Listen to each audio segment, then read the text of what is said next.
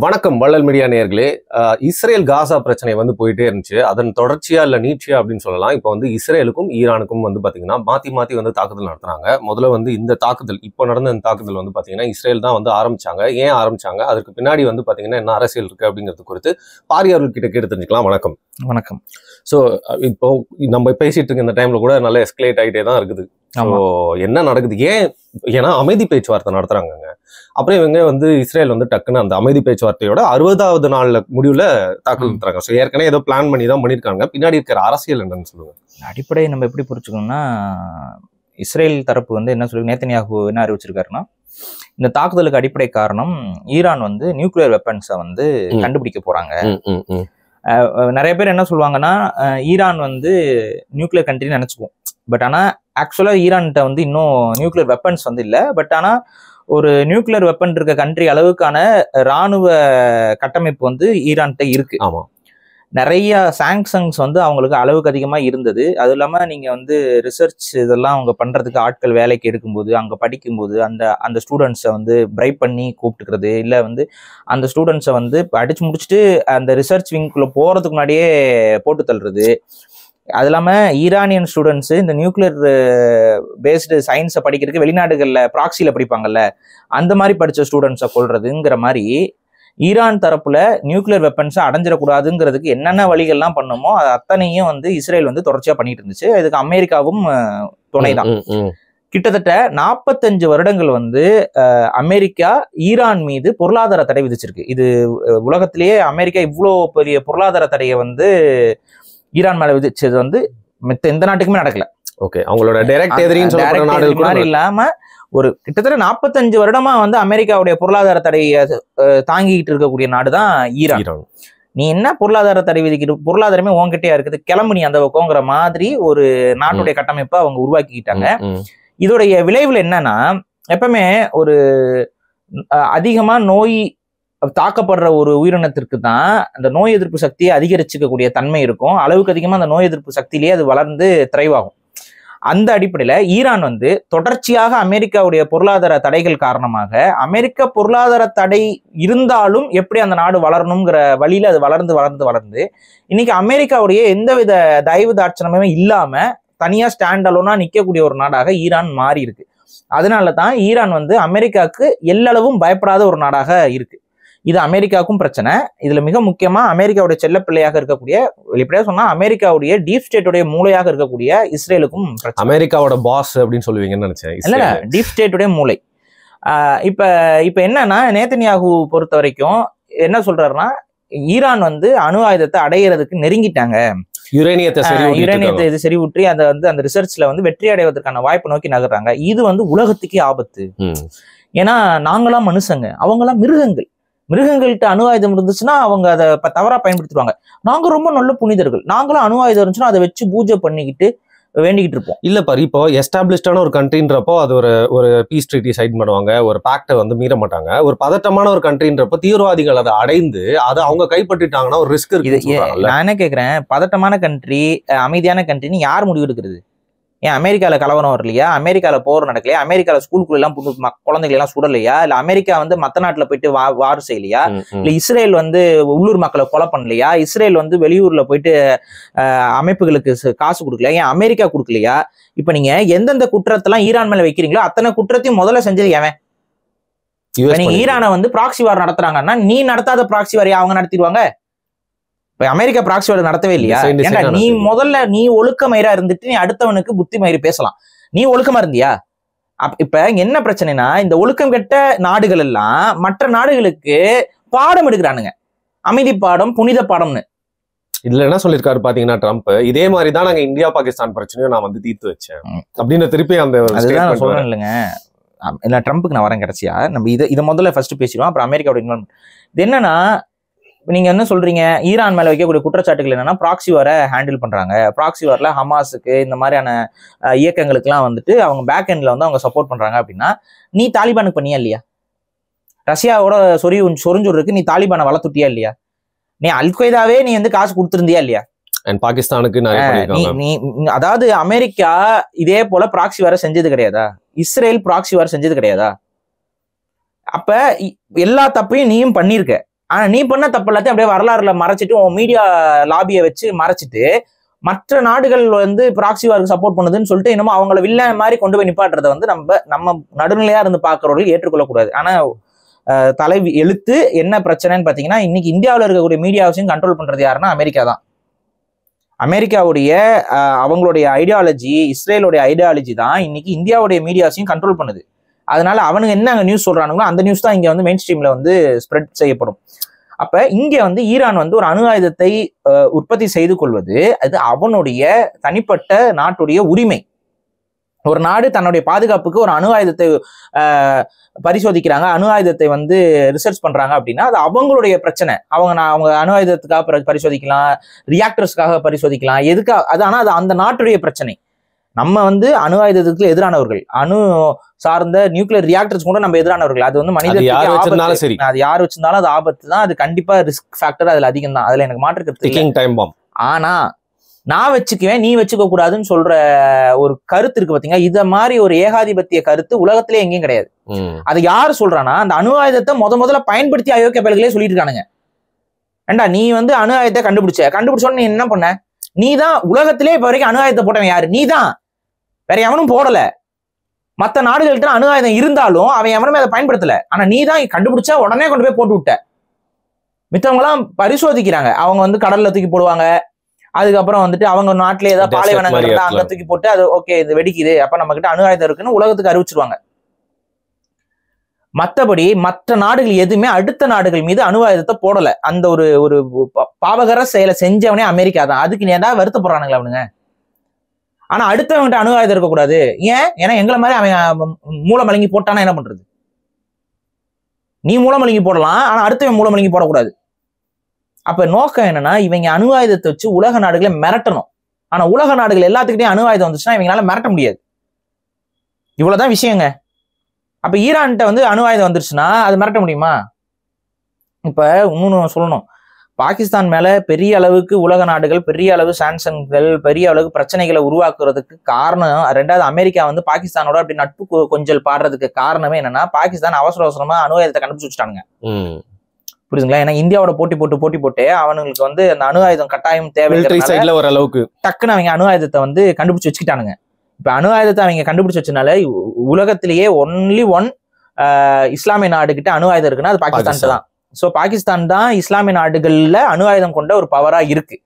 அப்ப அது வந்துதான் நம்ம அந்த அணு ஆயுத கிடங்குகளை இந்தியா வந்து தாக்குதல் இம்மோபிலைஸ் பண்றதுக்கு தான் முயற்சி பண்ணாங்க. ஓரளவுக்கு பண்ணாங்களும் கூட.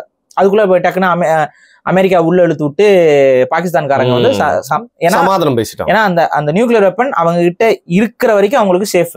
அது இல்ல அப்படின்னா ரிஸ்க் ஃபேக்டர் அதிகம், கிரவுண்ட் இன்வேஷன் நடக்கிறதுக்கு வாய்ப்பு அதிகம், கண்டவனும் வந்து நாட்டமா பண்ணிட்டு. அதனால வந்து அந்த நியூக்ளியர் வெப்பன்ஸ் வந்து அவங்க இப்ப வேற இடத்துக்கு மாத்திருப்பாங்க, வேற இடத்துல போய் செக்யூரா வச்சிருப்பாங்க. இதுதான் நடந்திருக்கு. அப்ப நம்ம புரிஞ்சுக்கிறது என்னன்னா, நியூக்ளியர் வெப்பன்ங்கிறது ஒரு நாட்டுடைய பாதுகாப்புக்கான ஒரு அஸ்திவாரம். அப்ப இஸ்ரேலை பொறுத்த வரைக்கும் ஈரான்கிட்ட அந்த நியூக்ளியர் வெப்பன்ஸ் வந்துருச்சு அப்படின்னா இஸ்ரேல்னால நாளைக்கு ஈரானை அழிக்க முடியாது. ஏன் அதை சொல்றேன்னா, இஸ்ரேல் வந்து அங்க இருக்கக்கூடிய அத்தனை இஸ்லாமிய நாடுகளையும் அழிக்காம அது ஓய போறது இல்லை. இது துபாய்க்கும் பொருந்தும். நான் இன்னைக்கு சொல்றேன், இன்னைக்கு நட்பா இருக்கக்கூடிய, இன்னைக்கு நீங்க நட்பா இருக்கிறீங்க இந்த சவுதி அரேபியா இதெல்லாம் வந்துட்டு இஸ்ரேலை வந்து அப்படியே அழகா அப்படி பாத்துக்கிட்டு இருக்கானுங்கல்ல, இவனுங்களும் அழிவானுங்க. அதனால இஸ்ரேல் வந்து ஒரு கேன்சர் இல்ல. அவங்க இப்போ இஸ்லாமிக் கண்ட்ரி அப்படிங்கிற மாதிரி இல்லாம அவங்க வந்து பாத்தீங்கன்னா ஒரு மாடர்னைஸ் பண்ணி இந்த தொழில் என்ன வேணாலும் பண்ணுங்க, அது வந்து அவனுக்கு தேவை கிடையாது. அவன் அந்த மக்களை எல்லாத்தையும் அழிக்கணும்னு முடிவெடுத்து தான் வந்திருக்கான். ஏங்க நான் என்ன சொல்றேன்னா, இவனுங்களை மனுஷனா மதிச்சு உள்ள விட்டவங்க பாலஸ்தீனர்கள், இவங்களை எதிர்க்கவே இல்லைங்க பாலஸ்தீனர்கள். அவங்களுக்கு இவங்க எவ்வளவு பெரிய துரோகத்தை பண்ணாங்க. பாலஸ்தீன் ஒரு நாடு இருக்கு, அந்த நாட்டுல இவனுங்க முன்னாடி சுதந்திரம் வாங்கிட்டு போறாங்க. இது ஏதாவது ஏற்றுக்க முடியுமா? பிரிட்டிஷோட ஆட்சியில இருக்குங்க. இப்ப நீங்க எப்படி யோசிங்க, அதை வந்து நீங்க பாலஸ்தீனுக்குன்னு யோசிச்சா உங்களுக்கு வந்து எரிச்சல் இருக்கு. இப்ப இந்தியாவுக்குன்னு யோசிங்க. இப்ப இந்தியாவை ஒன்னா இருந்த இந்தியாவை பாகிஸ்தான் பிரிச்சு விட்டதே உங்களுக்கு எல்லாம் குடைச்சல் அப்படின்னு சொல்லிட்டு பேசிட்டு இருக்கீங்கல்ல. இப்ப பிரிட்டிஷ்காரன் தானே பண்ணா, இஸ்ரேலையும் அவன் தானே பண்ணான். இந்த கம்பேரிசனே ஏன் உங்களுக்கு வர மாட்டேங்குது? பிரிட்டிஷ்காரன் ரொம்ப கெட்டவன், ஆனா இஸ்ரேல் உருவாக்கிய பிரிட்டிஷ்காரன் ரொம்ப நல்லவனா? இந்த கேள்வி வருது இல்ல. நிறைய பேர் இஸ்ரேலுக்கு சப்போர்ட் பண்ணிட்டு இருக்காங்க இந்தியாவுக்குள்ள உட்காந்துக்கிட்டு. ஆனா ஆக்சுவலா கொஞ்சம் யோசிச்சு பாருங்க, ஒரு நாடு பாலஸ்தீன் ஒரு நாடு இருக்கு, அதுதான் இருக்கு வரலாற்று காலங்கள்ல. இஸ்ரேல்னு ஒரு நாடு பைபிள்ல கிடக்கு. ஆனா பாலஸ்தீன் ஒரு நாடு வரலாற்று காலங்கள்ல இருக்குது. அந்த பாலஸ்தீன் நாட்டை தான் வெள்ளைக்காரன் வந்து கையப்படுத்துறான். அப்ப பாலஸ்தீனில் இருக்காங்க, பாலஸ்தீன் மக்கள் இருக்காங்க, பாலஸ்தீன் நாடு இருக்கு. பாலஸ்தீன்ங்கிற பேர்ல தான் அந்த நாட்டை அவன் நிர்வகிக்கிறானே. பிரிட்டிஷ்காரனே பாலஸ்தீன்ங்கிற பேர்ல தான் அந்த நாட்டை நிர்வகிக்கிறான். இப்படி நிர்வகிச்சுட்டு இருக்கும்போது திடீர்னு என்ன பண்றாங்க, யூதர்கள் வந்து அங்க நிலம் வாங்க ஆரம்பிக்கிறாங்க, வீடு கட்ட ஆரம்பிக்கிறாங்க. அங்க வந்து ஒரு இந்த தியோடோர்னு ஒருத்தன், அவன் தான் முதல்ல வந்துட்டு ஜியோனிச கோட்பாடை கண்டுபிடிச்சு அவன் என்ன பண்றான், இந்த பகுதியை வந்து நம்ம பகுதியா மாத்திக்கணும், நமக்குன்னு ஒரு நிலமா இதை மாத்திக்கணும்னு சொல்லி அங்க குடியேற வைக்கிறான். உலகம் முழுக்க இருக்கக்கூடிய யூதர்கள்ட்ட உட்காந்து பேசி பணக்காரங்களை எல்லாம் இன்வெஸ்ட்மெண்ட் பண்ண வச்சு இந்த இடத்த வாங்க அந்த இடத்த வாங்கன்னு சொல்லி அவன் தான் இனிஷியேட் பண்றான். திருவண்ணாமலை மாதிரி பண்றான். ஆமா, இப்ப இனிஷியேட் பண்ணி என்ன சொல்றான், அந்த இடங்கள்லாம் தனக்குன்னு வந்த உடனே அதுக்கப்புறம் அவன் இறந்துடுறான். அதுக்கப்புறம் அந்த பிற்காலத்துல இன்னும் ஒரு 50-60 வருஷத்துக்கு அப்புறம் என்ன ஆகுதுன்னு பாத்தீங்கன்னா, இதெல்லாம் வந்து யூதர்களுடைய நிலப்பகுதி, இது எல்லாத்தையும் வந்து நீ தனிநாடா அங்கீகரிக்கணும்னு சொல்லி பிரிட்டிஷ்காரன் கோரிக்கை வைக்கிறான். பிரிட்டிஷ்காரன் அந்த கோரிக்கை நிறைவேற்றுறான். ஏன்னா அப்பதான் அவன் கைப்பற்றி வச்சிருந்தான். அது லைக் இது எங்கேயாவது இப்ப இந்தியாவுக்குள்ள எவனா ஒரு பணக்காரன் வந்துட்டு இப்படியே பாருங்க, வெள்ளைக்காரன்லாம் வெளியில போயிட்டான், ஏன்னா வெள்ளையனே வெளியேறு நீங்க போராட்டம் பண்ணனால அவனால நீங்க உள்ள சர்வே ஆக முடியல. இப்ப நீங்க அதை பத்தி பண்ணாம இருக்கீங்கன்னு வைங்களேன், அவன் வெள்ளைக்காரன் வந்து யாரோ ஜெர்மன்ஸோ யாரையோ வந்து இங்க குடியேற்றிட்டு இது அவங்களுக்கான நாடுன்னு சொல்லிட்டு அவன் போயிருந்தானா நீங்க என்ன பண்ணிருப்பீங்க? நீங்க 1000 காரணம் சொல்லுங்க, இது அவனுக்கான நாடு அப்படின்னு சொல்லி ஏதோ ஒரு கதையை வச்சுட்டு ஒரு புராண கதையை எடுத்து சொன்னானா நீ ஒத்துக்குவியா? ஏன்னா இத்தனை வருஷமா நாங்க இருக்கோம், எப்படி அது நாடுன்னு கேட்பீங்களா கேட்க மாட்டீங்களா? இல்ல, இன்னைக்கான ஒரு ரெகக்னைஸ்டு கண்ட்ரியா இருக்கிறப்போ அவங்க என்ன சொல்றாங்க, ஈரான் வந்து எங்களுக்கு எதிரான தீவிரவாத நிறைய அமைப்புகளை அவங்க தான் என்ன சொல்றேன்னா, இதே ஈரான் இவனுக்கு ஆதரவா தான் இருந்துச்சு. யாருக்கு? இஸ்ரேலுக்கு ஆதரவா தான் ஆரம்ப காலகட்டத்துல, அந்த ஷா அந்த அரசு காலகட்டத்துல 45 years ago அவங்க வந்து ஆதரவா தான் இருந்தாங்க. பெருசா அதான் ஆதரவுன்னு இல்ல, அந்த இடத்துல வந்து அமையக்கூடாதுங்கிற கோட்பாட்டுல நின்னாங்க. இஸ்ரேல் வந்து அமையக்கூடாதுங்கிற நினைப்புலதான் ஈரானும் சொல்லுது. ஆனா அதுக்கப்புறம் அது அமைஞ்சதுக்கு அப்புறம் அதை வந்து ஒரு அப்படியே ஒழிச்சாகணுங்கிற எண்ணம் ஈரானுக்கு ஆரம்பத்துல கிடையாது, இருந்துட்டு போ இப்படியே தான் இருந்துச்சு. அதுக்கப்புறம் முஸ்லீம் ரெவல்யூஷன் வந்து இஸ்லாமிக் ரெவல்யூஷன் வந்து ஈரான்ல ஏற்படுது. இந்த காமினி இவங்கெல்லாம் வராங்க. இப்ப இருக்கிற லீடரும் கூட காமினி, அவங்க தான் சுப்ரீம் லீடர். இது வந்து அவங்களோட கான்ஸ்டியூஷன் சேஞ்ச் ஏற்படுது, ஒரு பெரிய ரெவல்யூஷன் ஏற்படுது. அந்த ரெவல்யூஷன்ல இஸ்லாமிய மதத்தை அவங்களுடைய அரசியல் சார்ந்த மார்க்கமாக ஏற்றுக்கொள்கிறார். அதுக்கு முன்னாடி இந்த ஈரானை பொறுத்த வரைக்கும் எல்லாரும் இஸ்லாமியர்கள் தான், ஆனா வந்து ஒரு மாடரேட் ஃபார்ம் ஆஃப் இஸ்லாம், ஒரு யூரோப் மாதிரி இருக்கும் பாக்குறதுக்கு, ஒரு மாடரேட் ஃபார்ம் ஆஃப் இஸ்லாமா இருக்கும். நீங்க பழைய வீடியோஸ் இதெல்லாம் பார்க்கும்போது அவங்களோட அந்த ஈரானியன் கல்ச்சர், அந்த பெர்சியன் கல்ச்சர் வந்து ஸ்ட்ராங் இன்ஃப்ளூயன்ஸ் இருக்கும். இஸ்லாமிக் மதம் இருந்தாலும் அது இப்ப எப்படி சொல்றதுன்னா, இப்ப தமிழ் முஸ்லிம்ஸ் எல்லாம் ஒரு 30-40 வருஷத்துக்கு முன்னாடி எப்படி இருந்தாங்க, சோ அந்த மாதிரியான ஒரு கான்செப்ட்ல ஈரானியன்ஸ் இருந்தாங்க. அவங்களோட கல்ச்சர், ஈரானியன் கல்ச்சருக்குள்ள இஸ்லாம் இருக்கும். இப்ப இஸ்லாமுக்குள்ள ஈரானியன் கல்ச்சர் இருக்கு. அந்த புரியுதா உங்களுக்கு நான் சொல்ல வருது? சோ ஈரான் வந்து அந்த இஸ்லாமிய டாமினன்ஸ் வந்து அதிகரிச்சிருச்சு, இஸ்லாமிய ரெவல்யூஷன்ங்கிறது அதிகரிச்சது. அதுல நல்லது கெட்டது இருக்குன்னு வைங்களேன். ஆனா இப்படி ஆரம்பிச்சு இந்த இதுக்கு வந்ததுக்கு அப்புறம் தான் இஸ்ரேலுக்கு எதிரான நிலைப்பாட்டை தொடர்ச்சியாக ஈரான் எடுக்க ஆரம்பிக்குது. அதுக்கு முன்னாடி அப்படி கிடையாது. ஆனா அந்த டைம்லயே இஸ்ரேல் வந்து நிறைய மறைமுக துரோகங்களையும் மறைமுக உள்ளடி வேலைகளையும் தொடர்ச்சியா எல்லா நாடுகளையும் செய்ய தொடங்கிருச்சு. உள்நாட்டு கலவரங்கள், வெவ்வேறு நாடுகளுக்கு இந்த கொலை பண்றது, முக்கிய தலைவர்களை போட்டு தள்ளுறது, இந்த மாதிரியான வேலைகளை அவன் பண்ண ஆரம்பிச்சுட்டான். அது அந்தந்த நாடுகளுக்கு தெரியும். வெளிப்படையா சொல்ல முடியலைனாலும், வெளிப்படையா அவன் ஒத்துக்கலைனாலும் யார் பண்றாங்கிறதுலாம் ஈரானுக்கு தெரியும். இப்ப இன்னொன்னு சொல்றேன், ஈரான் சமீபத்துல வந்து 1 வருஷத்துக்கு முன்னாடி அவங்களுடைய அதிபர் வந்து இறந்தார். ஆமா, ரைசி. அவர் வந்து ஹெலிகாப்டர் விபத்துல இறந்தாரு. அது ஹெலிகாப்டர் விபத்து அப்படின்னு சொல்லி எல்லாரும் சொன்னாலும் அன்னைக்கு இருந்த ஈரானியன்ஸ்ல பல முக்கிய தலைவர்கள் என்ன சொன்னாங்க, நம்மளே அதை பத்தி பேசியிருக்கோம், அது வந்து ஒரு அசாசின் பண்ணதுதான், அவங்க திட்டமிட்டு இன்சைட் ஜாப் தான் நடந்திருக்கு, அது அவரை வந்து கொலை செஞ்சிருக்காங்க, இஸ்ரேல் தான் கொண்டு இருக்குன்னு நம்மளே பேசிப்போம் நம்ம காணொலிகள்ல. சோ இஸ்ரேல் வந்து இந்த மாதிரி மறைமுகமான வேலைகளை அவன் பண்ணுவான். ஆனா அதே வேலையை வேற உலகத்துல இருக்க எந்த நாடும் பண்ணக்கூடாதுன்னு எதிர்பார்ப்பான். இவன் மொசாத்தை பயன்படுத்தி இஸ்ரேலுக்கு எதிராக பேசுற அத்தனை பேரும் போட்டு தள்ளுவான். இதே வேலையை தான் அமெரிக்கா பண்ணும். ஏன்னா அமெரிக்காவோட மூளை வந்து இஸ்ரேல் தான். அமெரிக்காவோட சிஏ ஏஜென்ட் எல்லா அட்டுலையும் பண்ணுவாங்க உலகம் முழுக்க. ஆனா அவன் நாட்டுல வந்து எவனுமே வேவு பார்க்க கூடாது, இது பண்ணக்கூடாது, ஐயோமாங்க. ஆனா இவன் ஊர்ல இருக்க எல்லா பக்கமும் சிஏ ஏஜென்ட்ஸை வந்து பரப்பி விட்டுப்பான். ஓப்பனா சொன்னா எல்லா நாட்டிலயும் அவங்களுக்கு ஏஜென்சி இருந்து. இல்ல அதான் கேட்கலாம். இப்போ அவங்களோட இம்பாக்ட் நம்ம ஹிஸ்டாரிக்கலா பாஸ்ட்லயும் சரி இப்பயும் இந்தியா, தமிழ்நாடு இந்த மாதிரி உள்ளடி வேலைகள்லாம் பண்ணிருக்காங்களா? இஸ்ரேல் நிறைய நடந்திருக்குங்க. நம்ம பண்ண வேண்டிய அவசியம் என்னன்னு நம்ம வந்து ஈழ சார்ந்த விஷயங்கள்லயே தமிழினத்துக்கு எதிராக இவங்க பண்ண கூத்தெல்லாம் நிறைய இருக்கு. நம்ம அது ஒரு நாள் தனியா பேசுவோம். இப்ப என்ன அப்படின்னா, இந்த இஸ்ரேலை பொறுத்த வரைக்கும் இவர்கள் கொஞ்சம் கூட நியாயம்னே அவங்க பக்கம் நீங்க பேசவே முடியாது. எல்லாம் அநியாயம் பிடிச்சவங்களா தான் அவங்க புத்தி வந்து டியூன் ஆயிருக்கு. இதை வந்து நிறைய பேர் புரிஞ்சுக்க மறுக்கிறீங்க. புரிஞ்சுக்கணும்னு ஆசைப்பட்டீங்கன்னா, இந்த இன்னைக்குதான் இணையதளங்கள்லாம் நல்லா வசதி ஆயிடுச்சுல, இஸ்ரேல் சார்ந்த நபர்கள்லாம் அவங்களுக்கு போட்டுட்டு இருக்காங்களா, அவங்க தான் கொஞ்சம் பேச்சு கொடுங்க. பேசி பாருங்க. நம்மலாம் வந்து நான் சும்மாலாம் சொல்ல, பேசி பாருங்க யூதர்கள்ட்ட அவங்க என்ன மைண்ட் செட்ல இருக்காங்கன்னு பாருங்க. உன்னை எப்படி அவன் நடத்துறான்னு பாரு. இல்ல உனக்கு அவ்வளவு சந்தேகமா இருக்கா, காசு எல்லாம் நிறைய இருக்கா, நீ போயிரு இஸ்ரேலுக்கு போய் உட்காந்து அவங்க மத்தியில நீ வந்து நான் ஒரு இந்தியன்னு சொல்லி போய்ப்பாரு. உன்னை எப்படி அவங்க வந்து ஆரத்தி எடுத்து வரவேற்கிறான்னு. எல்லாரையும் துப்புவானுங்க அசிங்கமா. நீ இந்தியனா, நீ ஹிந்துவா, தூன்னு துப்புவான். நீ என்னங்க துப்புறீங்க அப்படின்னு கேட்டா கிறிஸ்டினா நீங்க நினைப்பாங்க. இங்க வந்து நம்ம ஊர் இந்த பாதிரியார்கள்லாம் சில பேர் வந்து இஸ்ரேல் வந்து நம்மளுடைய இது ப்ராமிஸ்ட் லேண்ட், அவர்களுக்கு நம்ம ஆதரவாக இருக்க வேண்டும், அவர்களுக்கு தாகமா பிரார்த்தனைகள் செய்வோம் அப்படின்னு சொல்லி இங்க உட்காந்து நம்ம ஊர் நாடாரு இவங்க எல்லாம் கோனாரெல்லாம் உட்காந்து சர்ச்சில் உட்காந்து கத்திக்கிட்டு இருப்பாங்க. இந்த கிளம்பி போங்க, இஸ்ரேல் கிளம்பி போ, இந்த ப்ராமிஸ் லேண்ட் உன்னை எப்படி வரவேற்கிறான்னு பார்ப்போம். ஜீசஸை போட்டு தள்ளவங்களே அவங்க தான். ஏண்டா இயேசுவை காட்டி கொடுத்து அவரை கொலை செய்யறதுக்கு காரணமா அமைஞ்சவங்களே அவங்க தான்.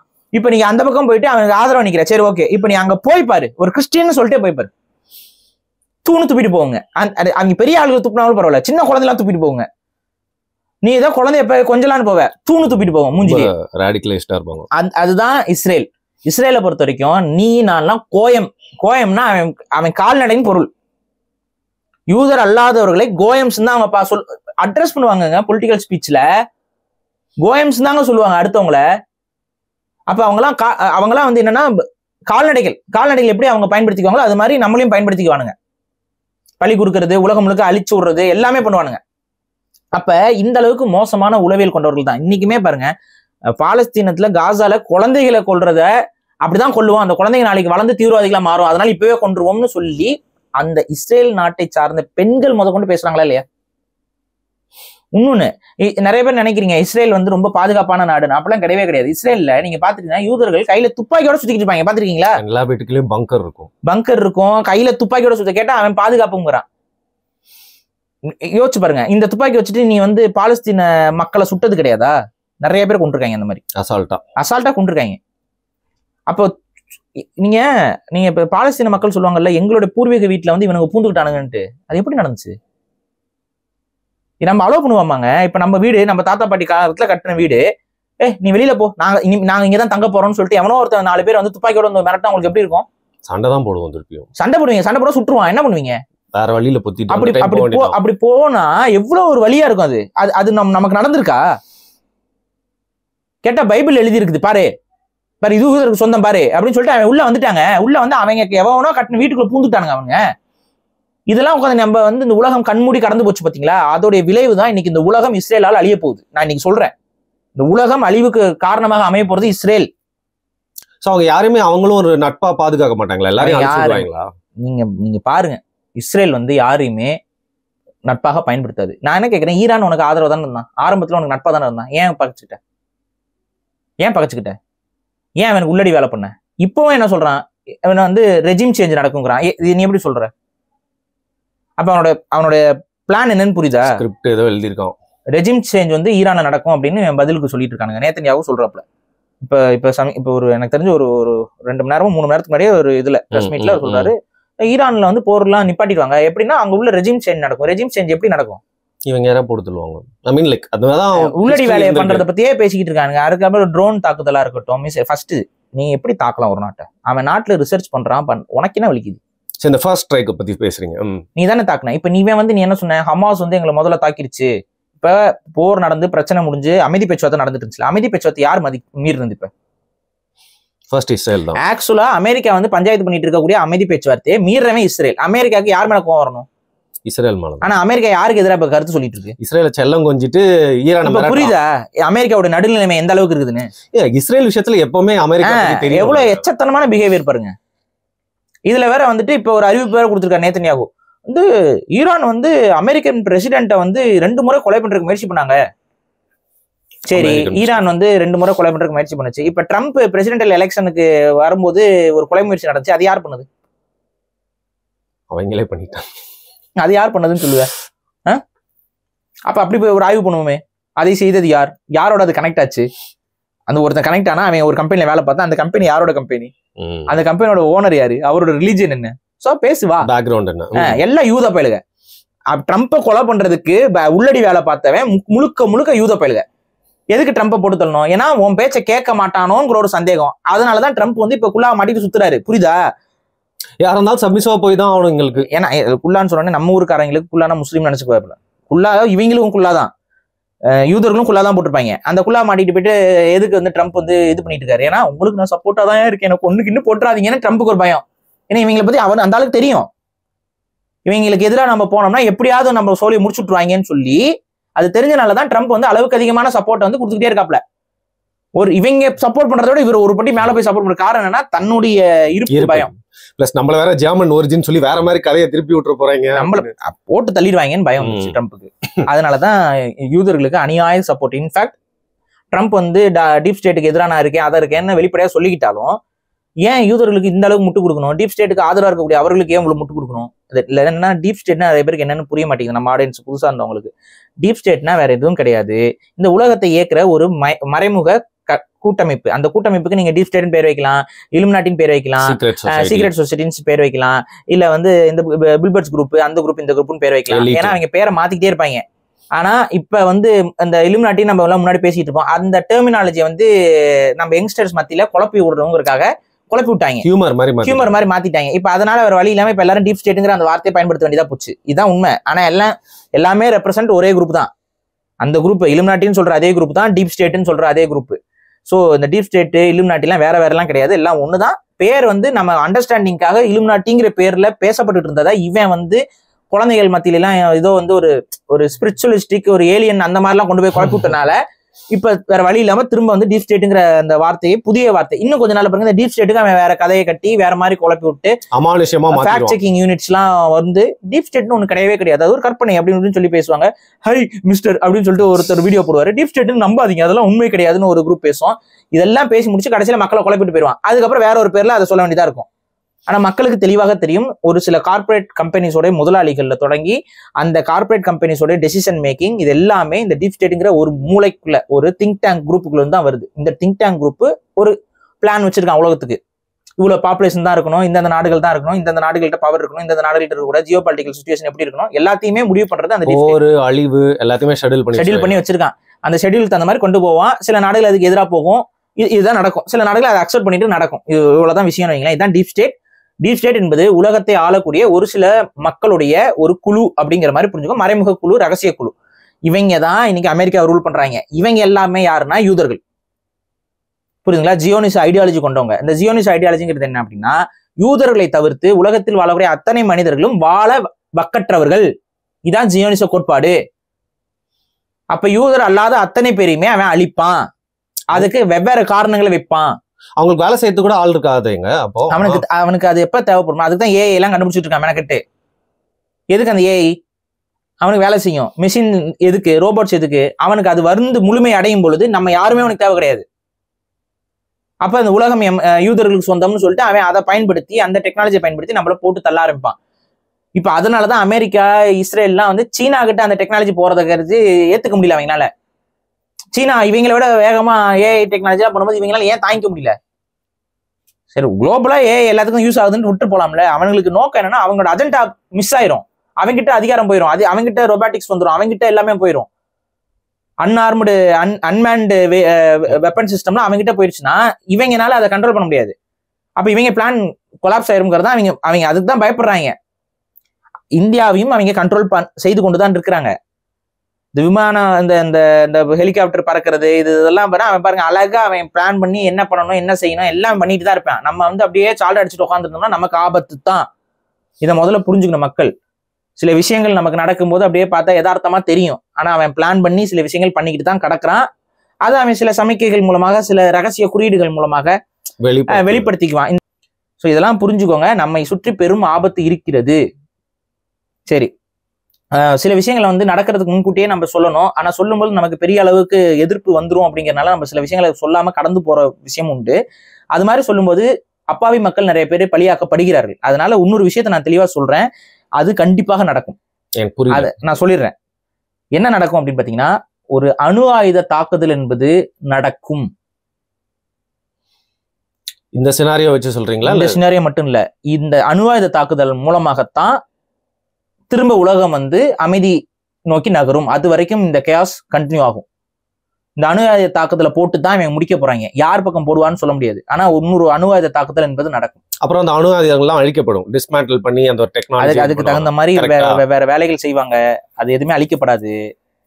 அணு ஆயுதங்கள் ஒரு சில நாடுகளை தவிர்த்து மற்ற நாடுகள்கிட்ட இருக்கக்கூடாதுங்கிற ஒரு நிலையை வந்து முழுமையாக அந்தந்த நாடுகள் மேல போர் தொடுத்து அதுல இந்தியா மாதிரியான நடுநிலையாக நிற்கக்கூடிய நாடுகள்கிட்ட இருந்து அணு ஆயுதங்களை பறிப்பதற்கு வேலைகள் நடக்கும். பலியாடுன்னு ஆக்கப்படுவோம். இப்ப நான் என்ன சொல்றேன்னா, ஒரு அணு ஆயுத தாக்குதலை நடத்திக்கிட்டு தான் மறுவேலை பார்க்கணும்னு ஒரு முடிவுல அந்த டீப் ஸ்டேட் வேலை செஞ்சுக்கிட்டு இருக்கு. இப்ப அது நடக்க போகுது. அது எப்போ எவ்வளவு சீக்கிரம் நடக்கும்னு எனக்கு தெரியல. ஆனா அதை நோக்கி நகர்த்துக்கிட்டு வரானுங்க. எந்த நாட்டுல விழுகும்ங்கிறது நம்மளால உறுதியாக சொல்ல முடியாது. ஆனா அது நடக்குது. அதை நடக்கணும்னு முடிவு பண்ணிட்டானுங்க அவனுங்க. கண்டிப்பா இஸ்ரேலுக்குள்ள விழுகாது, வேற ஒரு நாட்டுல விழுகும். இப்ப பாகிஸ்தான் கிட்ட இருக்குல்ல அணு ஆயுதம், அவங்க வந்து சரி ஒரு இஸ்லாமிக் கண்ட்ரியை சப்போர்ட் பண்றவங்க கடைசியில் இஸ்ரேல் மேல ஏன் போட மாட்டாங்க? ஏன்னா இஸ்ரேலோடைய டெக்னாலஜி இன்னும் ஸ்ட்ராங்குங்க. நீங்க மிசைல்ஸ் உள்ள வரும்போது இப்ப அணு ஆயுதம் போயிட்டு கீழே விழுந்து பிளாஸ்ட் ஆனாதான் அதோடைய டார்கெட்டை ரீச் பண்ணும். நீங்க அதுக்கு முன்னாடியே அந்த அணு ஆயுதத்தை வானத்திலே வெடிக்க வச்சாங்கன்னா, அது எந்த நாட்டுல பறந்து வரும்போது வெடிக்க வச்சாங்கன்னா, இந்த மாதிரி நிறைய இஷ்யூஸ் இருக்கு. அதனால மேக்சிமம் அணு ஆயுதத்தை எந்த நாடும் பயன்படுத்தக்கூடாது. ஆனா அதை பயன்படுத்தி தான் இந்த பிரச்சனைகள் எல்லாத்தையுமே சால்வ் பண்ண வைக்க போறானுங்க. இது வந்து அவன் பிளான் பண்ணி வச்சுக்கிட்டான். இதை அவன் பிளான் பண்ணிட்டு தான் அதை நோக்கி தான் நகர்ந்துட்டு வரான். இதை இந்த இடத்துக்கு வந்துடக்கூடாதுங்கிறதுக்காக தான் நம்ம தலைவாடா அடிச்சுக்கிறது என்னன்னா, தயவு செஞ்சு மக்கள் கொஞ்சம் ஒரு அக்கறையோட போர்கள் வேண்டாம்ங்கிற ஒரு ஸ்டாண்டுக்கு வாங்க. இந்த போரை திரும்ப திரும்ப இனிஷியேட் பண்றவன் யாருன்னு கொஞ்சம் நல்லா யோசிச்சு பாருங்க. ஆயுதத்தை விற்கிறவன் முக்கியமா இஸ்ரேலும் நீங்க இன்னும் கவனிச்சிங்கன்னா, பாகிஸ்தான் அண்ட் இந்தியாவுக்கு போர் நடந்த டைம்ல இப்ப நடந்துச்சுல இந்த ஆபரேஷன் சிந்தூர் இதெல்லாம், இந்த தாக்குதல் நடக்கிற டைம்ல ஈரான் ஒரு அறிக்கை விட்டுச்சு. நீங்க எத்தனை பேர் பாத்தீங்க, எத்தனை பேர் கடந்து போனீங்க? என்ன சொல்லியிருந்தான், ரொம்ப தெளிவா ஒரு விஷயத்த சொல்லியிருந்தான். இந்தியா அண்ட் பாகிஸ்தான் இப்ப மோதிக்கிறது யாருக்கு பயன் தரும்? ஆயுதத்தை விற்கிறவங்களுக்கு, ஆயுதங்களை விற்கிறவங்களுக்கு. அந்த ஆயுதத்தை விற்கிறவங்க என்னென்ன நாடு? America and Israel, France. இந்த 3 நாடுகளுக்கு தான் வந்து உங்களோட பயன் போகும். அதான் வெளிப்படையா சொன்னது, டீப் ஸ்டேட்டுக்கு தான் நீங்க வந்து வேலை பாக்குறீங்க. நீங்க இந்த மாதிரி போர் செய்யறது மூலியமா இந்த போரை கைவிடுங்கன்னு சொல்லி 2 நாட்டுக்குமே ஒரு நியூட்ரலான ஒரு ஸ்டாண்டை வந்து ஈரான் எடுத்துச்சு. ஏன்னா ஈரானுக்கு நல்லாவே தெரியும் டீப் ஸ்டேட் பாலிடிக்ஸ் எந்த அளவுக்கு இருக்குன்ட்டு. ஏன்னா அதால பெரிய அளவு பாதிக்கப்பட்ட நாடு இது. இன்னொன்னு என்னன்னா, ஈரான் வந்து அவ்வளவு சாதாரணமா அழிச்சு விட்டுறப்படுற நாடும் கிடையாது. காரணம்னா இயற்கையாகவே அந்த நாட்டுக்கு சில ஜியோ பொலிட்டிக்கல் பவர் இருக்கு. அதாவது என்னன்னா, அது ஒரு பாதுகாப்பு அரண்கள் வந்து அந்த மாதிரி இருக்கு. 2 பக்கம் கடல் இருக்கு. அந்த கடல்ல மிக முக்கியமா அந்த ஜலசந்தி இருக்கு. அந்த ஜலசந்தி பக்கத்துல ஈரான் வந்து கண்ட்ரோல் பண்றதுனால எண்ணெய் வர்த்தகம், ஈரான்கிட்ட இருக்கிற எண்ணெய் வர்த்தகம் மட்டும் இல்லாம அரபு நாடுகள்கிட்ட இருக்கக்கூடிய எண்ணெய் வர்த்தகங்கள் எல்லாத்தையும் கண்ட்ரோல் பண்ணக்கூடிய அவங்க கிட்ட தான் இருக்கு. இதுல மிக முக்கியமா சீனா, இந்தியா போன்ற நாடுகள், கிழக்கேசிய நாடுகளுக்கு எல்லாத்துக்குமே சப்ளை பண்ற செயின் உடைய அந்த ஒரு நெக் பாயிண்ட் வந்து ஈரான் கிட்ட இருக்கு. ஸோ ஈரான் அடி வாங்குச்சுன்னா இந்தியாவும் பாதிக்கும். அதனால ஈரான் அடி வாங்க தொடங்குச்சுன்னா இந்தியாவுடைய கச்சா எண்ணெய் விலை சும்மாவே விலை ஏறிக்கிட்டே இருக்கு, ஏறும், பெரிய அளவு ஏறும். ஆயில் ரேட் ஏற ஆரம்பிச்சதுன்னா இந்தியாவில் இன்ஃபிளேஷன் வந்துடும். காரணம் என்னன்னா, பெட்ரோல் விலை ஏற ஏற, டீசல் விலை ஏற ஏற எல்லா பொருட்களும் விலை ஏறும். நமக்கு சம்பளம் ஏறுமா? ஏறாது. ஸோ ஆட்டோமேட்டிக்கா நமக்கு வந்து பெரிய அளவு பின்னடைவை நம்ம இந்தியாவும் சந்திக்கும், சீனாவும் சந்திக்கும். கச்சா எண்ணெயை நம்ம பெரிய அளவு டிபெண்டா, ஈரான் வந்து நமக்கு ரொம்ப ஒரு இந்த விஷயத்துல வந்து ஒரு நட்பாகவும் இருக்கு. இன்னொன்னு யோசிச்சிருப்பீங்க, ஈரான் வந்து ஒத்துக்குச்சு இந்தியன் ருபியில கூட நம்ம டிரான்சாக்சனை கொண்டு வருவோம். ரஷ்யா ஈரான்லாம் ஒத்துக்கிட்ட நாடுகள். அப்ப இந்தியாவுடைய பவர் டெவலப் ஆகுறதுல ஈரானுடைய விருப்பம் என்பது இருக்கு. இந்தியாவை ஈரான் நம்புது. அப்ப ஒரு இந்தியர்களாக நம்ம யார் பக்கம் நிக்கணும்? இந்த இடத்துல கொஞ்சம் யோசிங்க. இஸ்ரேல் பக்கம் நிக்கிறதுனால இப்ப சில பேர்லாம் வீடியோஸ் எல்லாம் போட்டிருக்காங்க. என்ன போட்டிருக்காங்கன்னா, நமக்கு இதுல என்ன பயன் அப்படிங்கறதான் பார்க்கணும். நமக்கு என்ன பயன் இருக்கு? இஸ்ரேலுக்கு சப்போர்ட் பண்றது நமக்கு என்ன பயன் இருக்கு? பயன்னு பார்த்தா ஈரானுக்கு சப்போர்ட் பண்றது. இஸ்ரேல் ஒருபோதும் இந்தியாவை வந்து வளர்த்து விடாது. இந்தியா மாதிரியான பவர் வந்து ஒரு பெரிய அளவுக்கு சுப்ரீம் பவர் நோக்கி நகர்றதுக்கு இஸ்ரேல் விரும்பாது. அவன் உள்நாட்டு கலவரத்தை ஏற்படுத்தி விட்டு நம்மள காலி பண்ணிட்டு போயிடுவான். ஈரான் அப்படி செய்யற நாடு அல்ல. ஈரான் வந்து மியூச்சுவலா எல்லா நாடும் வளரணும்னு நினைக்கிற ஒரு ஐடியாலஜி கொண்ட நாடாகத்தான் இருக்கு. அது இஸ்லாமிய நாடுங்கிறனால ஒரு சில கட்சி, நம்ம ஊர் கட்சிக்காரங்க அது இஸ்லாமிய நாடு அதனால அப்படின்ட்டு எதிர் கருத்துக்களை பதிவு பண்றாங்க. ஆனா உண்மையிலே ஈரான் பல முறை இந்தியாவுக்கு உதவி செய்திருக்கிறது, பல முறை இந்தியாவுக்கு ஆதரவாக நின்றிருக்கிறது. அப்ப இந்தியா அதெல்லாத்தையும் யோசிச்சு பார்க்கணும். இன்னொன்னு, ரஷ்யா வந்து ஈரானுக்கு சப்போர்ட்டா தான் நிக்க போகுது. இல்ல, அவங்களும் ரொம்ப நாளா சப்போர்ட் பண்ணிட்டு தான் இருக்காங்க. ஈரான் ரஷ்யா ஒரு அணில நிக்க போறாங்க. ரஷ்யா ஈரான் ஒரு அணியில் நிற்கும் போது அமெரிக்காவுக்கு எதிராக, இஸ்ரேலுக்கு எதிராக சீனாவும் அந்த அணியில வந்து சேர்வதற்கான வாய்ப்புகள் இருக்கு. இப்ப ரஷ்யா சீனா எல்லாம் அந்த பக்கம் ஒரு அணியில ஒன்று தள்ளும் போது இந்தியா மட்டும் இஸ்ரேல் அமெரிக்கா பக்கம் நிக்க தொடங்குனா என்ன ஆகும்? இல்ல நியூட்ரல் ஸ்டாண்ட்ல இருந்தா அப்ப இந்தியா இன்னைக்கு வந்து ஒரு போரை நடத்தி இருக்கிறதுனால இந்தியாவால இனிமேல் நியூட்ரல் ஸ்டாண்ட் எடுக்க முடியுமான்னு தெரியல. இப்ப அவங்க ஒரு சைடு எடுக்க வேண்டிய கட்டாயத்துக்கு இந்தியா தள்ளப்பட்டுருச்சு. இதுக்கப்புறம் நான் நியூட்ரல் ஸ்டாண்ட் எடுக்கிறேங்கும் போது இந்தியா வந்து ரொம்ப ஒரு மாதிரி ஆப்வியஸா ஒரு மாதிரி டபுள் கேம் ஆடுற மாதிரியான ஒரு தோற்றத்தை கொடுக்க ஆரம்பிச்சிடும். ஸோ இந்தியா சைட்ல மேக்சிமம் ஏதாவது ஒரு பக்கம் இப்ப சாய தான் போறாங்க. அதை நோக்கியான ஒரு நெருக்கடி வந்து இந்தியாவுக்கு வந்துருச்சு. அது யார் பக்கம் சாய போகுதுங்கிறத பொறுத்தான் நம்மளோட தலையெழுத்து இருக்கு. நம்ம ஹிஸ்டரியில யார் பக்கம் நிக்க போறோம், எந்த பக்கம் நிக்க போறோம் அப்படின்னு. ஆனா இன்னைக்கு வலுவான பக்கம்ங்கிறது அமெரிக்கா அண்ட் இஸ்ரேல் பக்கம் தான் வலுவான பக்கம். ஹிஸ்டரியில நம்மளுக்கு அதிகமா ஹெல்ப் பண்ணிருக்கிறது ஈரானும் ரஷ்யாவும் தான். வலுவான பக்கம்ங்கிறது அமெரிக்கா அண்ட் இஸ்ரேல், நியாயமான பக்கம்ங்கிறது ரஷ்யா ஈரான். இந்தியா யார் பக்கம், நியாயம் பக்கம் நிக்க போதா, வலுவான பக்கம் நிக்க போதா? இது வந்து அதுக்கு வரலாறு தான், இனி வரக்கூடிய காலங்கள் தான் பதில் சொல்லும். சரி, அதுக்குள்ள போவேணாம். பட் இங்க இந்த பிரச்சனைங்கிறதுல இப்ப நம்ம எடுத்துக்கிட்டோம் அப்படின்னா, ஒரு நியூக்ளியர் வெப்பனை டெவலப் பண்ற ஈரானை ஏன் இஸ்ரேல் அடிக்கணும்? நியூக்ளியர் வெப்பன் வந்துருச்சுன்னா நமக்கு அது ஒரு ரிஸ்க் ஃபேக்டர் ஆயிரும். ஈரானுக்கு எதிராக இல்ல இஸ்ரேல் மேல நியூக்ளியர் மிசைல்ஸை தாக்குறதுக்கு வாய்ப்பு இருக்கு. இப்ப இன்னைக்கு ஈரான் இன்னொரு ஒரு விஷயத்த செஞ்சு காட்டியிருக்கு. நீங்க ஃபர்ஸ்ட் இஸ்ரேல் வந்து தாக்கிருச்சு, இவங்க அங்கெங்கெல்லாம் தாக்குறானுங்கிறது மிக முக்கியமானது. தாக்குன இடம் எல்லாமே ரிசர்ச் ஃபெசிலிட்டிஸ். அங்க வேலை செஞ்சுட்டு இருந்ததுல பெரும்பான்மையான சயின்டிஸ்ட், டாக்டர்ஸ், அதுக்கப்புறம் வந்துட்டு முக்கியமான பிக் பிரெயின்ஸ், கொஞ்சம் சிந்தனை கொண்ட, அதுல வந்து கிட்டத்தட்ட இறந்தவங்க வந்து 300 பேருக்கு மேல இறந்துருக்காங்க முதல் தாக்குதல். இது வந்து ஜூன் 13ஆம் தேதி வந்து இந்த தாக்குதல் நடந்துச்சு. இப்ப நீங்க பாத்துக்கிட்டீங்க அப்படின்னா திரும்ப தாக்குதல் வந்து ஜூன் 16ஆம் தேதி வந்து இரண்டாவது தாக்குதலை வந்து ஈரான் வந்து இஸ்ரேல் மேல செஞ்சாங்க. இந்த தாக்குதல்ல வந்து பப்ளிக் பிளேசஸ்ல நிறைய தாக்குதல் நடத்தப்பட்டது. இல்ல அது எதுக்கு அந்த பாயிண்ட் வந்து ஏன் சிவிலியன்ஸ் இருக்கக்கூடிய பகுதியில குண்டத்துக்கு போட்டாங்க அப்படின்னா, இஸ்ரேல் நீ வந்து அவ்வளவு பெரிய புடிங்கிலேங்கிறத காட்டுறதுக்கு தான். இதான் ஓப்பனா சொல்றது. பட் ஆனா ஒரு நாடு அதை செய்யக்கூடாது. ஈரான் வந்து பப்ளிக், இந்த இடத்துல இஸ்ரேலை நம்ம நியாயப்படுத்துறதுன்னா இல்ல, நான் அப்படி பாக்குறேன். அதை வேணும்ட்டே அவங்க அதான் எக்ஸ்பெக்ட் பண்ணிருக்காங்க. இதை வச்சு நியாயம் காட்டி திரும்பி எதாவது பண்ணுவாங்க, அவங்க எதான் பண்ணுவானுங்க. பட் ஆனா முதல் தாக்குதல் செஞ்சது இஸ்ரேல். செஞ்சது ரொம்ப பெரிய தப்பு. இவன் சுட்டதும் வந்து மோர் லெஸ் அவங்களும் சிவிலியன்ஸ் தான். எங்க ஒரு ரிசர்ச் விங்ல வேலை செய்யறவரை எப்படி நீங்க வந்து நீங்க இப்ப இந்தியாவுக்காக இப்ப அப்துல் கலாம் இருக்காருங்க. இப்ப அப்துல் கலாம் நீங்க என்ன சொல்லுவீங்க?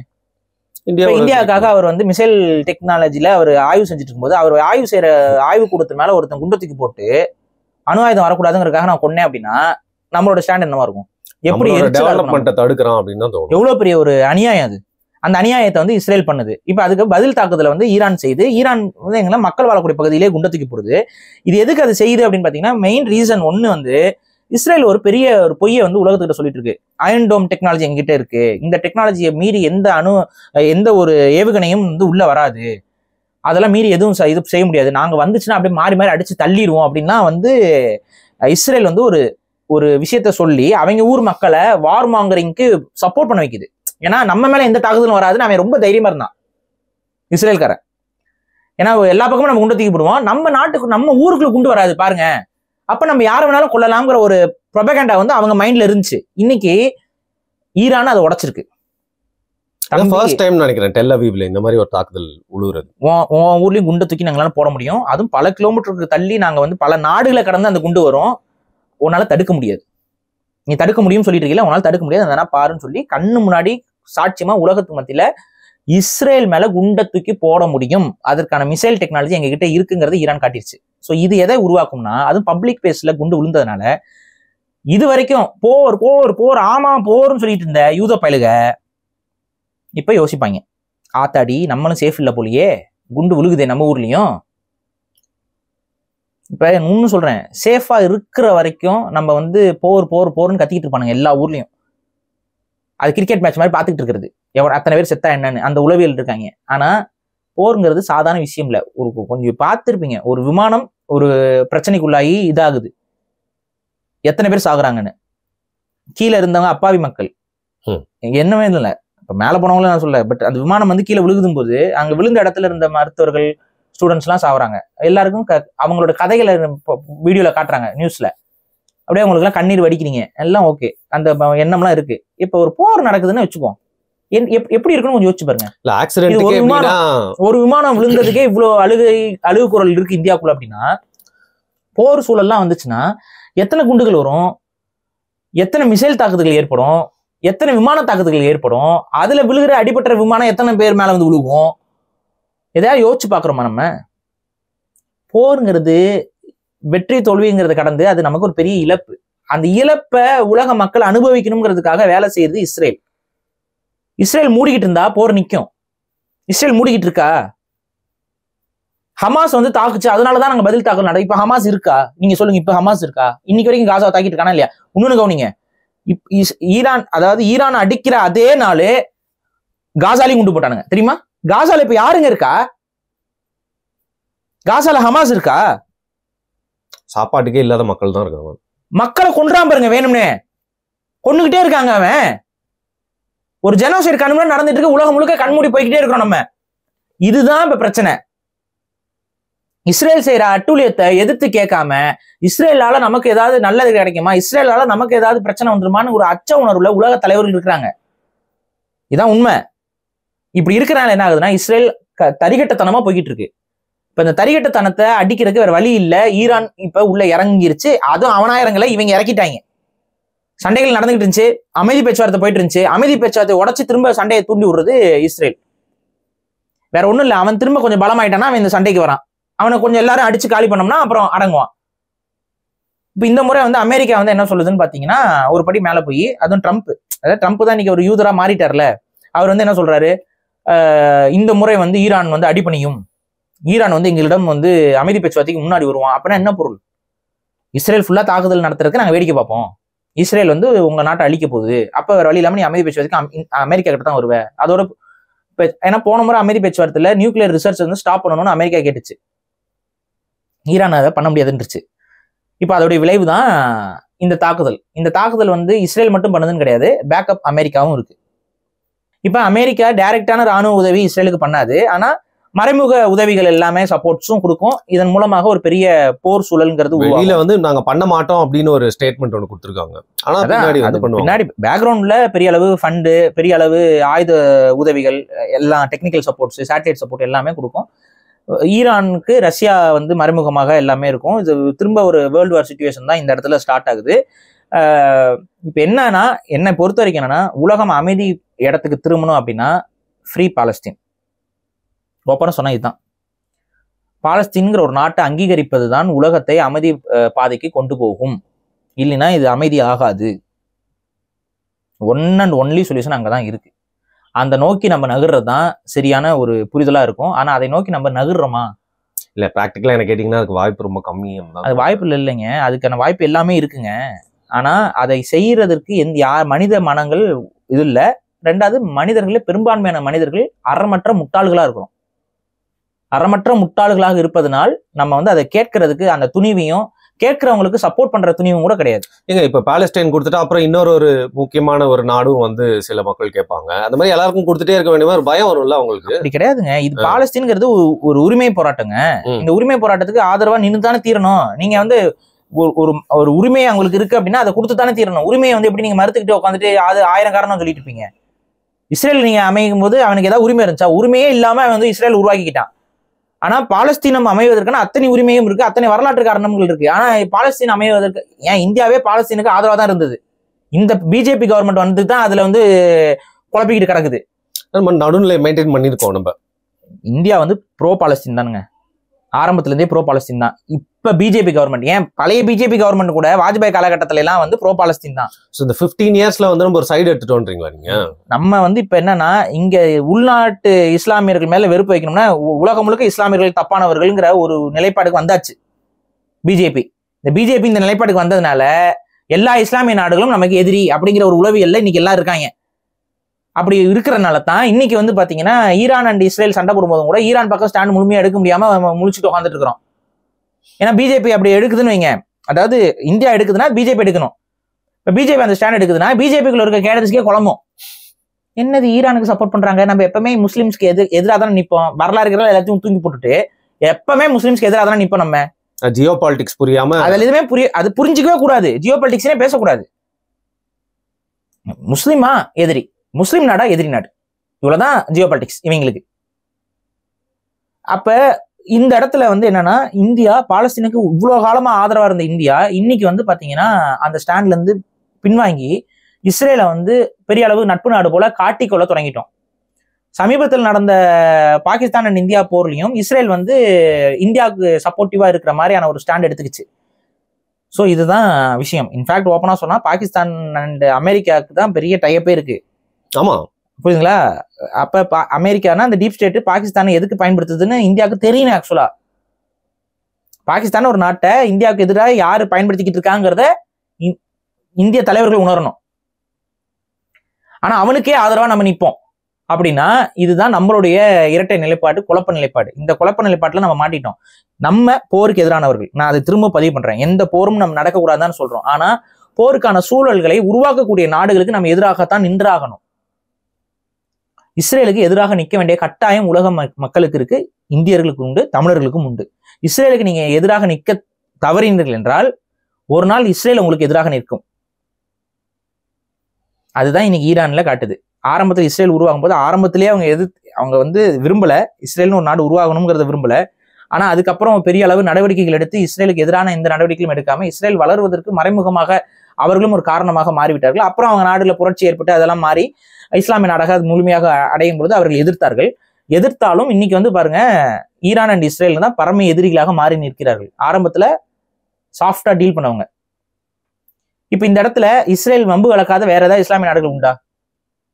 நம்ம சொல்ற அந்த சவுதி அரேபியா, துபாயை தவிர்த்து எல்லாருக்கூடயும் வம்பு வளர்த்துட்டு தான் இருக்காங்க. நான் இன்னும் சொல்றேன், சவுதி அரேபியா அண்ட் துபாய் இவங்களும் நாசமா போவாங்க இஸ்ரேலால. அது இவங்களெல்லாம் காலி பண்ணிட்டு இவங்களை காலி பண்ணும். ஸோ ஆக மொத்தம் அது முழுமையாக அழிவு பாதைக்குள்ள கொண்டு போகும். இப்போ தெரிஞ்சோ தெரியாமல இந்தியாலாம் வந்து பாத்தீங்கன்னா இவங்களோட கட்டுப்பாட்டுல இருந்து மீறி நம்ம ஓரளவுக்கு வளர்ந்த நாடுகளாக நம்மளோட உழைப்பின் காரணமாக நீங்க மாறி இருக்கோம். உலக அளவுல நமக்கு இன்னைக்கு வந்து ஒரு மக்கள் தொகை, உழைப்பு எல்லாமே காரணமா வந்து நம்ம இங்க இந்த இடத்துக்கு வளர்ந்து நிக்கிறோம். ஆனா இந்த வளர்ச்சி ஒருபோதும் அவர்களுக்கு பிடிக்காது. என்னடா இவ்வளவு பேர் இருக்காங்க அப்படின்னு பிடிக்காது. நம்மளை காலி பண்ணணுங்கிற எண்ணத்துல அவங்க இருக்கானுங்க.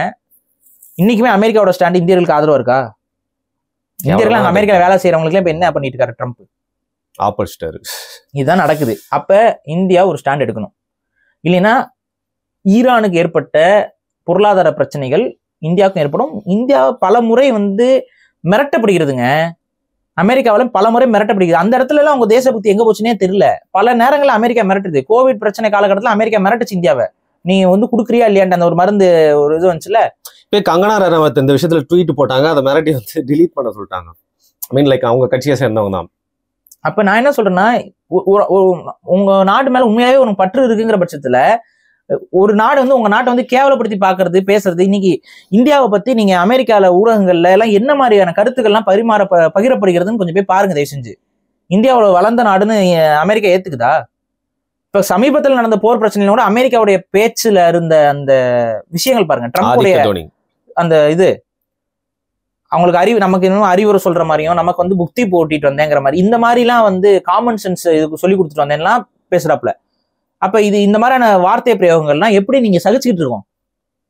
ஏன்னா என்ன பண்ணாலும் எதிர்த்து இந்த நாடுகள் குரல் கொடுக்காதுங்கிற ஒரு விஷயத்த அவங்க வந்து அதை ஸ்ட்ராங்கா பயன்படுத்துறாங்க. தப்புனா தப்பு. உனக்கு எந்த அளவுக்கு அணு ஆயுதத்தை பரிசோதிப்பதற்கும் கண்டுபிடிப்பதற்கும் வைத்துக் கொள்வதற்கும் உரிமை இருக்கும், அதே போல உலகத்துல இருக்க எல்லா நாடுகளுக்கும் அந்த உரிமை உண்டு. அதை மீறி அவன் தவறுதலா அதை பயன்படுத்தினானா அப்புறம் தான் நீங்க பஞ்சாயத்துக்கு போகணும். நீ தவறுதலா பயன்படுத்தினதுக்கு அப்புறம் தான் உலக நாடுகள்லாம் உங்ககிட்ட கேள்வி கேட்டான். அது வரைக்கும் உன்னை ஏதாவது நோண்டிட்டு இருந்தோமா? இன்னைக்குமே உலகத்தை பல முறை அழிப்பதற்கான அணு ஆயுதம் வச்சிருக்கிறவன் அமெரிக்கா தான். நம்பர்ஸ்ல 6000 உலகத்தையே 8 முறை அழிக்கலாம் அவனால. 8 முறை உலகத்தை முழுக்க அழிக்கிற அளவுக்கு அவங்ககிட்ட அணு ஆயுதம் இருக்கு. அந்த அளவுக்கு அணு ஆயுதம் யார்கிட்டையும் இல்லை. உலகத்தையே த்ரெட்டன் பண்ணிட்டு இருக்கிறான். நான் தான் சொல்றேன், நாளைக்கு ஒரு அமெரிக்காவுக்கு ஒரு கிரைசிஸ் மாதிரியான ஒரு போர் வரும்போது இன்னொன்னு என்ன ஒரு பெரிய பிரச்சனை நான் சொல்றேன்னா, இன்னைக்கு இந்த எல்லாமே டிஜிட்டலைஸ்ட் ஆகிட்டு இருக்கு.